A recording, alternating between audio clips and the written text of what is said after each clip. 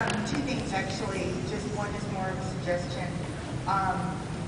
Especially it's more of a problem in guild hall decorating than it is the houses. But when you go to move something, when you right click, I cannot tell you how many times I put it into a packing crate. And in a guild hall, 9 times out of 10, that packing crate ends up underneath, like, I don't know, 25 tables because we made a lid or something like that. Is there something that you guys can do about maybe getting a confirmation within a guild hall that, are you sure you're an idiot, you really want to put this into a crate, or do you just want to cancel it?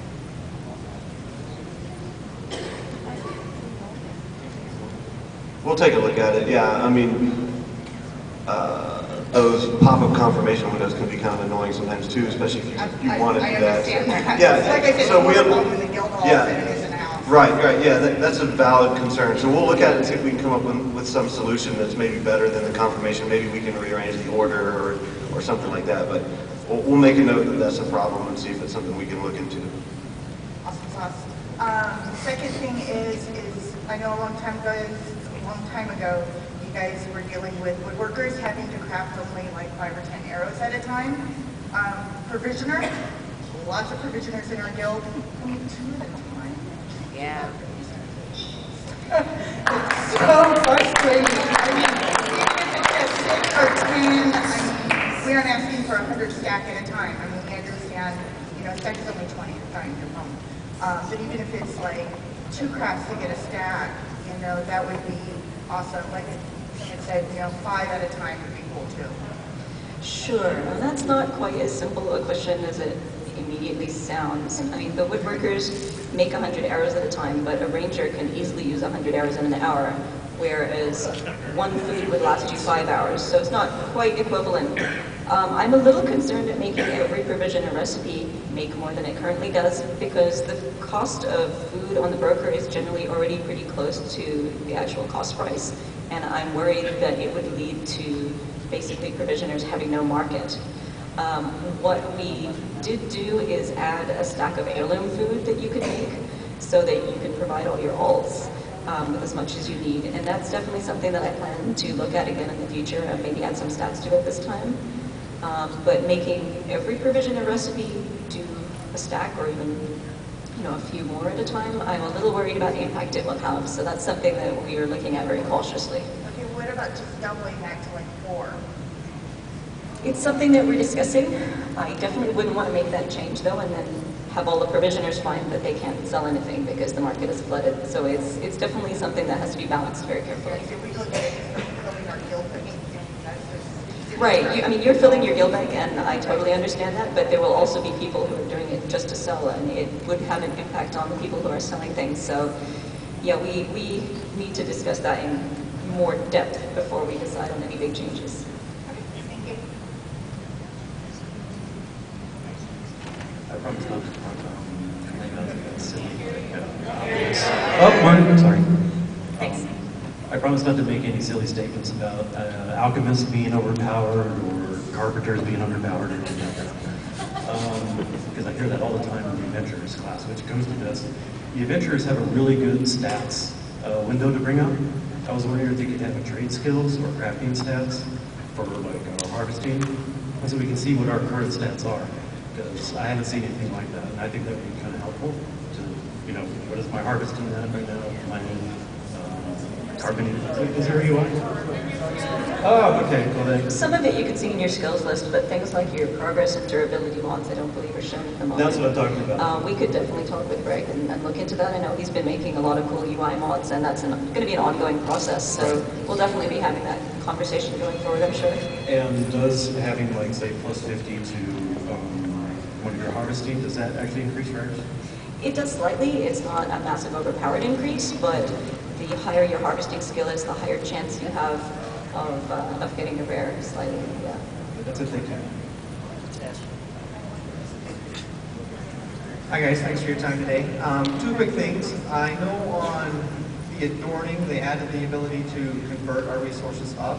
Are there plans to make it so we can convert resources down? You mean like powder to fragment? Yeah, powder to fragments.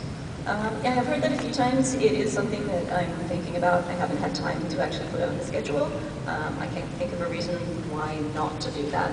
So I will cautiously say probably. So that's something you guys are going to do? We're definitely discussing it, and I think it's something that makes sense to do. Okay, and then one other question. Tradeskillers have the option to reset their Tradeskilling class to go up a different path. Yep. Is there any way they could do that for adventuring? If we have a level 90 crafter and we wanted to change the class, is there an option that we could do that?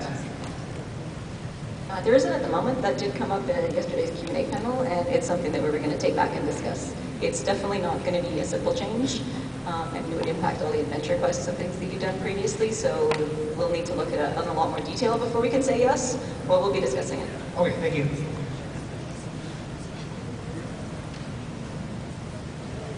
Hi, thanks again. I think you did great work, and we're really happy to have you here talking about the plans going forward. Just had one quick question.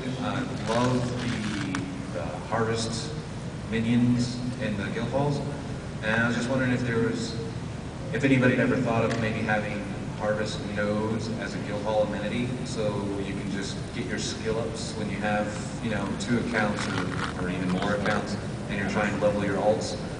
You can just do it right there and as a guild hall amenity. It's not something that's come up. We could certainly discuss it. How do you actually get harvests from? No. Just the skill. Just to practice. Just like a a target training dummy. dummy. Exactly. Well, if people would want it, I don't see a reason we couldn't do it. Yeah.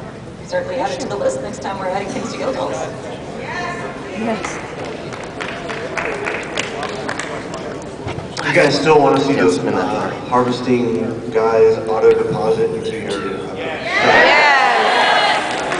that's something we're talking about doing as well. Hi. My question is, I have 3 questions. The first one is, can we get a tab for crafting equipment that only we can get, that automatically puts that stuff on us when we are crafting or harvesting? Well, we've talked about that. Since the macro system really supports you being able to create, equip item macros pretty easily, we feel like that solves the problem for the most part without trying to clutter the character window with more tabs. Because then we feel like we'd be opening up the box to doing that for now, a raid set of gear or, another set of gear. And we feel like the macro window should solve that issue. So, do you think, have you tried using the macro system to do an equips? Yeah, but every single time I get a new piece of adventure gear, I have to update the entire thing. Right. All right, well, that's something we can talk about and see if it makes sense. We just don't want to have 2 different features that do roughly the same kind of thing. Maybe we can improve the macro system to meet the needs, so we'll look at it. It's funny when you finish a dungeon and realize you're wearing crack. Oh, I've never done that, no. Never. Go ahead. My other question is, almost all of the station cache furniture, it cannot be put in guild halls. Is there a reason for that? I think there was initially a concern with having any station cache item placed in a guild hall because people have paid real money for it, and then if your guild kicks you out, if there's a falling out, there would be potential, real money implications there and potential customer service issues. I don't know if that's something that we can discuss again. I would need to check on the full reasons for that. Okay, it's just because I don't see the difference between that and the yellow and blue cards that also go in that you can put in the guild hall currently. Yeah, there's not a lot of difference there, and we do see customer service issues over those, so we just felt like it would exasperate the issue when it comes to those items, but we can talk about it. Okay, thank you. I'll be quick. We would like sets of stairs that we could put in guild zones. I can ask the art team. I don't see any reason we couldn't make them if they've got the time for the arts. Well, I've got 2 really for great. My first one would be wisps to guild hall amenities from the list of amenities. some sort of, directional indicator, something. It's kind of hard to find things sometimes in guild hall, especially for new guildies.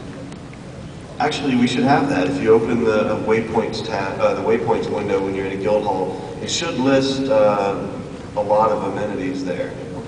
So check it out and let me know if there's a bug with it. We can look at it. I don't think every amenity is in the list, but we have it set up so that a lot of them are. The second is kind of an inspired recommendation, really, based on something that you guys were talking about earlier, which is the harvestables box for the guild halls. As opposed to possibly having any performance issues by expanding them, introducing a different box just for rares. This will give you the ability to limit permissions for people. You may have new guildies you don't mind them using, regular rods, but your rares, somebody's been there a while, this can get pretty expensive. It also free up guild bank slots. It's something we can take a look at. The difficulty with adding more than one is it just complicates the options in terms of, how you can disable crafting out of the box. Then you have to, be able to specify if you want to disable one versus the other. And some of those types of options would get a little bit more complicated if we allowed multiples, but we'll look at it. Certainly increasing the size of the one that's there is something we can do. All right, so this is purely directed at Rothbard, I believe. Castilian from Missmore would love to know about that server merger. Thank you. Not really a trade skills question, but we do have a Q&A panel at 5 o'clock. But I would like to thank him for the tequila shots last night. Although maybe we could craft a new server. Would that work? A couple of questions, actually. One, what are the chances that the new Neolis housing with up the bay windows, going back into the older houses, putting in a bay window or some type of option like that?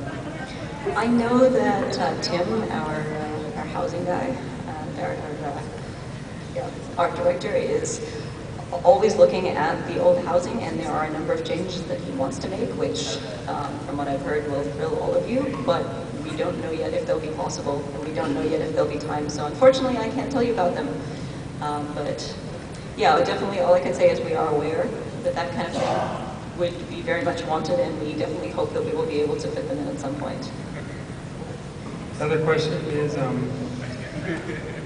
you have you set up a crafting setup in your house, and you don't want to make everybody trustees because you don't want them going in and helping themselves to items off the wall at the same time. An option for an additional level for crafting where they have access to get to your crafters stuff in your tinker box, but not take everything off the wall, for instance, or move everything around. I think the default, yeah, we may be able to look at moving the permissions on the crafting box so that, what's it called, friend level could use it. I'd love to see an overhaul of the permissions in houses anyway to be more like your guild rank permissions, where instead of everything being locked into a name like visitor or trustee, that you have a list of moving items, placing items, picking up items, and then specifically being able to decide who can do each of those things. It would be really cool to do, but it's just one of those timing things. But we'll look to see if there's a quick fix where we can maybe make some adjustments to who can use so they can't run off with your stuff.